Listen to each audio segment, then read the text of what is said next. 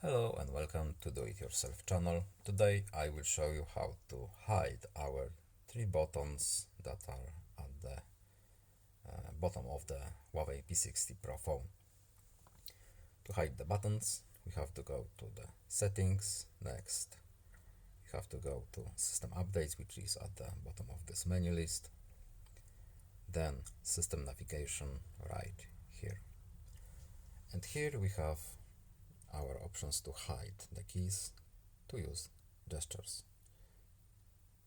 No, I don't want tutorial, thank you. Our buttons are now hidden, and we need to use gestures to operate our phone. To unhide the buttons, simply do it in reverse and enable it right here. We have a couple of options to customize it, and that's basically it. I hope this video was helpful to you. Please leave a like and subscribe. Have a nice day and see you in the next video. Goodbye.